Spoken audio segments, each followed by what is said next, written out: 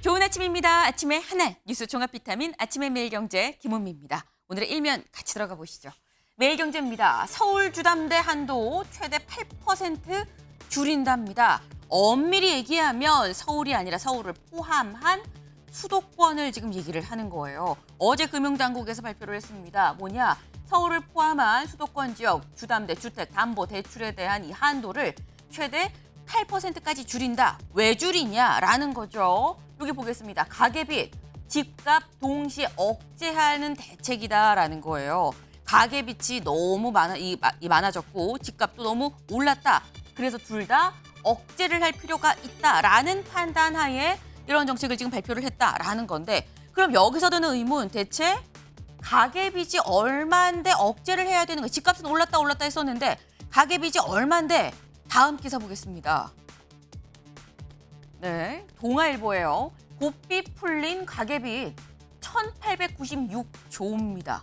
1,896조 역대 최대. 네, 지난 6월 말 기준으로 했을 때 현재 가계빚이 1,896조나 된다라는 건데 가계부채 추이가 한눈에 보이죠. 꺾은선 그래프. 올라가다가 살짝 뜸한가 했는데 다시 쭉 올라갔습니다. 지금 이렇게 급격히 올라가고 있다.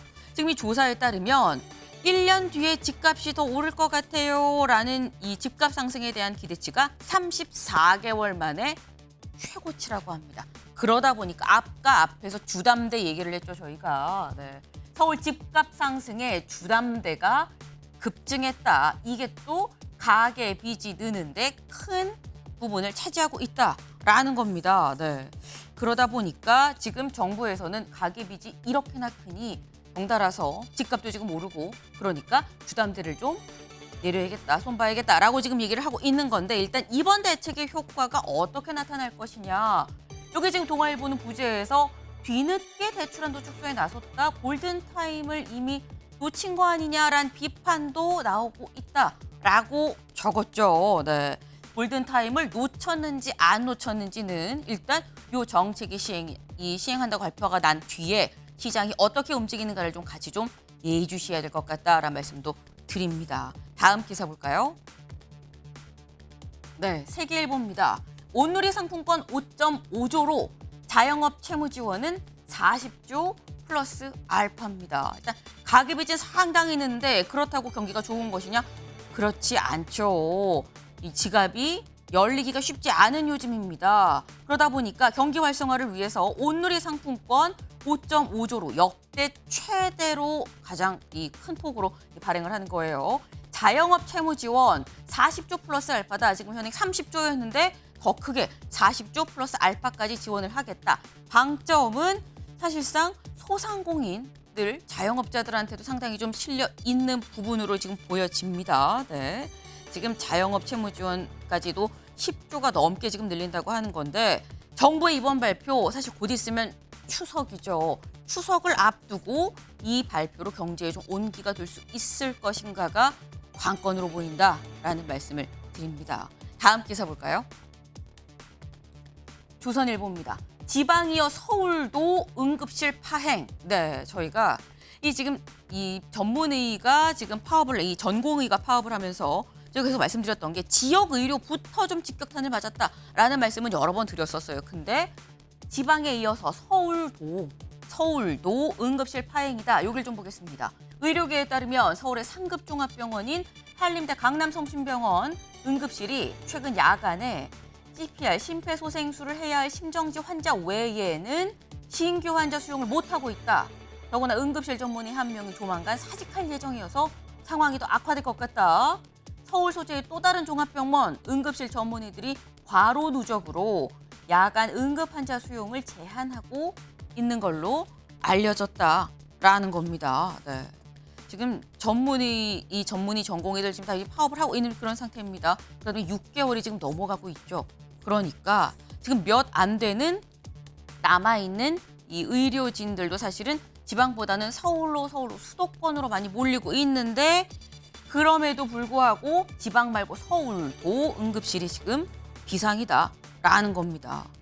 근데 진짜 문제는 다음 기사 볼까요? 응급실 지금도 위기인데 추석이 두렵다라는 거죠. 추석 연휴 동안 아프면 어떻게 하나라는 겁니다.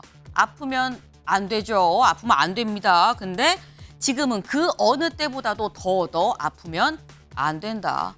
건강관리 잘하셔야겠다라는 말씀을 드립니다. 다음 기사 볼까요? 중앙일보입니다. 전세사기 특별법 28일 다음 주 수요일 본회의 처리. 개원 82일 만에 첫 여야 정치 복원이다. 네.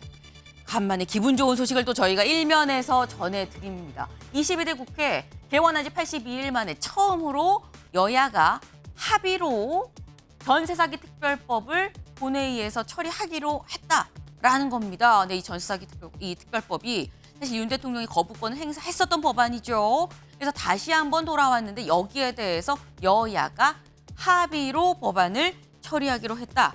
다만 조금 불안한 건 28일 있는 본회의에서 이것만 처리하는 게 아니라 이거 처리하기 전에 지금 현재 대통령이 이 거부권을 행사한 방송사법, 노란봉투법, 25만 원 지원법 등등등도 재의결을 할 예정이어서 요 옥동자가 최종 탄생을 할 수 있을 것이냐, 본회의 통과할 수 있을 것이냐라는 데에 살짝 우려도 같이 실려 있다라고 하네요. 네.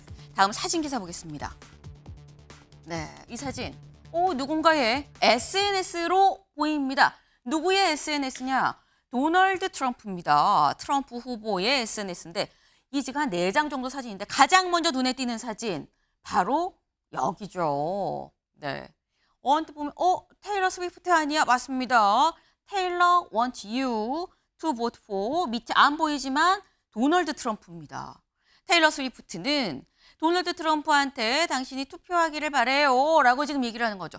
이걸 보면 테일러 스위프트가 지금 공식적으로 어디에도 지지 의사를 표명하지 않은 상태인데 바이든인 줄 해리스인 줄 알았는데 해리스가 아니라 트럼프를 지지하는 건가라는 생각이 드는 사진입니다. 더불어서 요 옆에를 좀 볼까요? 네. 스위프티 for 트럼프. 네. 테일러 스위프트는 트럼프를 지지합니다. 여기도 마찬가지예요.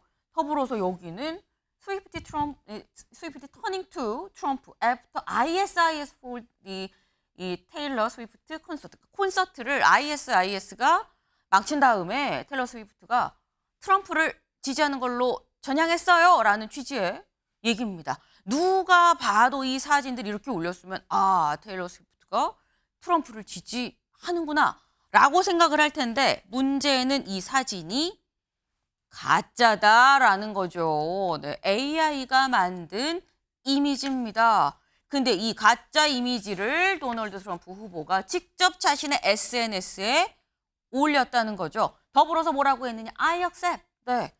나 그 지지선언 내가 받아들일게요. 라고까지도 했습니다. 알고 한 거냐? 모르고 한 거냐? 비판이 나올 수밖에 없어 보이네요. 네. 아침엔 매일경제 뉴스 종합 비타민 언제나처럼 TV로 좀 크게 보시다가요. 궁금한 점 유튜브 댓글로 남겨주시면 제가 같이 좀 얘기를 해보겠습니다. 오늘 함께해 주실 분들 소개합니다. 안녕하세요.